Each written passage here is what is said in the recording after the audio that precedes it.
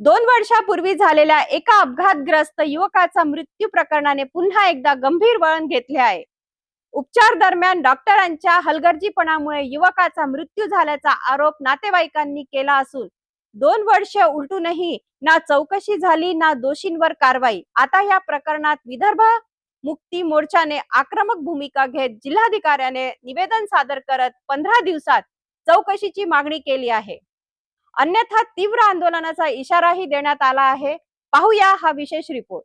2 वर्षापूर्वी दुचाकी घसरून झालेल्या अपघातात एक युवक गंभीर जखमी झाला होता। त्याला उपचारासाठी पीडीएमसी रुग्णालयात दाखल करण्यात आले होते।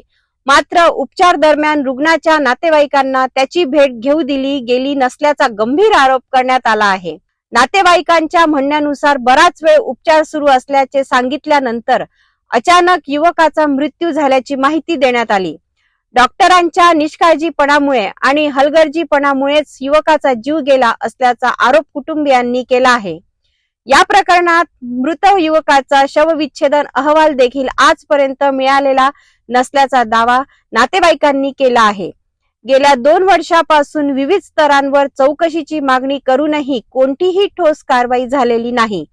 तसेच दोषी विरोधात गुन्हाही दाखल करण्यात आलेला नसल्याचे सांगण्यात आले आहे। या पार्श्वभूमीवर विदर्भ मुक्ती मोर्चाने जिल्हाधिकाऱ्यांना निवेदन देत संपूर्ण प्रकरणाची निष्पक्ष चौकशी करण्याची मागणी केली आहे।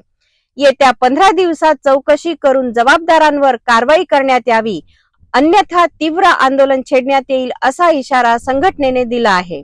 आता प्रशासन या गंभीर आरोपांची कितपत दखल घेते आणि 2 वर्षापासून न्यायाच्या प्रतीक्षेत असलेल्या कुटुंबाला न्याय मिळतो का याकडे सर्वांचे लक्ष लागले आहे। लोकांचे पाय कापल्या जाते, लोक मरत नाही, पण या टोंगाड्याच्या ऑपरेशन मध्ये जर एखादा धष्टपुष्ट 24 वर्षाचा मुलगा मरण पावत आहे तर नातेवाईकाच्या भावना भडकल्या।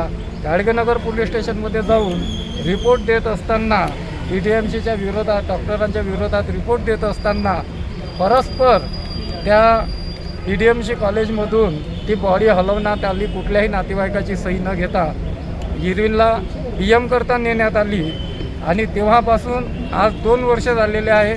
पीडीएमसीने त्या डॉक्टरांवर कारवाई केलेली नाही, पण आपल्या गाडगेनगर पोलीस स्टेशनमधून कुठलीही कारवाई झालेली नाही। आणि म्हणून जे वडील आहेत राजेश इंगळे यांचा एकुलता एक मुलगा असल्यामुळं त्यांच्याही जीवन मरणाचा प्रश्न निर्माण झाला आणि त्यांना त्यांच्या मुलासाठी न्याय पाहिजे आहे। आज 2 वर्ष झाले। 2 वर्षापासून न्यायाच्या प्रतीक्षेत असलेल्या या कुटुंबाच्या वेदना अजूनही कायम आहेत। डॉक्टरांच्या हलगर्जीपणामुळे युवकाचा मृत्यू झाला का? शवविच्छेदन अहवाल का मिळाला नाही आणि चौकशीला इतका विलंब का झाला? या सर्व प्रश्नांची उत्तरे आता प्रशासनाला द्यावी लागणार आहेत। विदर्भ मुक्ती मोर्चाच्या आंदोलनाच्या इशाऱ्यानंतर हे प्रकरण पुन्हा चर्चेत आले असून पुढील घडामोडींवर आमची नजर राहील।